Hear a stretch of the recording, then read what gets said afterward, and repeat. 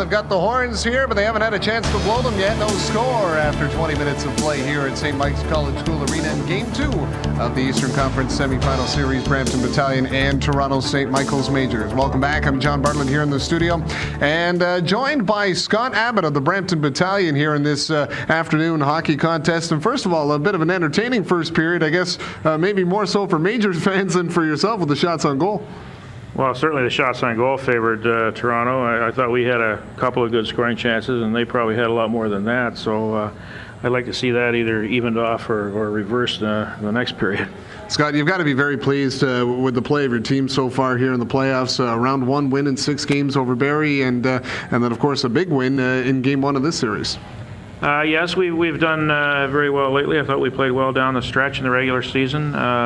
It was a good series against Barrie, very hard fought. We were 2-1 in both buildings. It's a very difficult rink to win in there, as it is here. And we got off to a very good start Friday night. Very happy with that result, but we still expect it to be a long, hotly contested series. And the first period tonight, certainly, or this afternoon, certainly bore that out. Well, you know, it always seems to be in the playoffs that certain players just find a way to elevate their game, maybe an average regular season, and they step it up and become a playoff hero. And you've had a couple players on Brampton that have done that. First of all, let's talk about Barrie native Brent Burns, who, a rookie, has just been incredible in the postseason. Yes, but he's been near incredible all year long, too. He's come a long way since the beginning of the year. He was a third-round draft pick. We were very pleased with him. He was second in the coaches' poll as most improved player in the Eastern Conference. I think that's well and deservingly so. Well deserved. He could easily have been higher than second, quite frankly. He's really come into his own. Very highly skilled player, very enthusiastic, motivated player, and we expect him to be a very big part of this hockey team for another 2-3 years. And they always say the defense wins championships, and you've got the team defense going and the goaltending going right now. Brad Topping has been just sensational again here in the first period tonight. Brad was outstanding in the Barrie series. Shutouts are shutouts, but when you win 1-0 on the road in the playoffs, that says something about the kind of performance he came up with in Barrie in that series. And of course, he had the shutout Friday night, so he's been exceptional. And certainly, you're not going to go very far in the playoffs without goaltending. Now, obviously, this season you continue to set a lot of club records when it comes to the playoff numbers for the battalion, but also switching over to the Eastern Conference. Any big difference that you noticed there? A different style of play maybe in the playoffs, or? Well, I've noticed the road trips are a little shorter in the playoffs so that's far. A good thing. We're not going to Erie anymore. We've had 2 series in 2 previous playoff years with Erie, and certainly Barrie and Toronto were a lot closer to Brampton than that.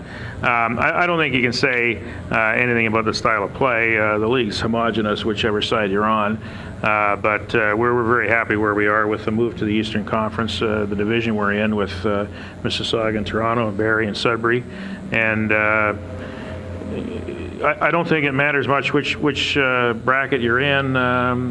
These playoffs, the league's so tight this year, the playoff matchups are going to be very even right down to the wire, and I don't know whether you can call anything an upset anymore, really. Now, you also talk about the close travel, which, of course, this series really being hyped up as a GTA battle, and not only just on the ice between the two teams, but a lot of people trying to put maybe a focus on this series as being the health of the OHL in the GTA.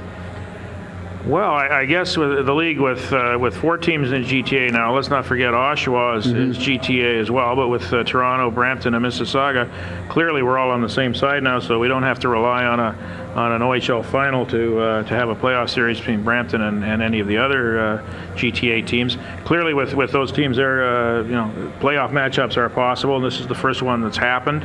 And I'm sure it's going to be very good for the league and get a lot of people involved. Well, considering the ice storm conditions that we had Game 1 there, it was still a pretty good crowd at the Brampton Center. Yes, so and we expected more. Would have liked more, obviously, but we had very close to 2,700 even in the ice storm conditions, as you put it. So we're looking forward very much to Tuesday night and any other future home games we have. The series goes 5. It'll be Friday night in Brampton too. So we're looking forward to very solid support and good turnout. Well, it definitely is a great series. And Scott, very quickly, how often does the Abbott family gather around the family room and play a little Trivial Pursuit? Well, and do you win? Well, they don't want to do it so much anymore because I win too often. Probably. Well, there you go. Thanks very much for joining us. Scott Abbott of the Brampton Battalion, and it's his goaltender Brad Topping that has the majors guessing how to solve them. Scoreless after 20 minutes of play here at St. Mike's College School Arena. We'll take a break and return with more. You're watching OHL Primetime on Rogers Television.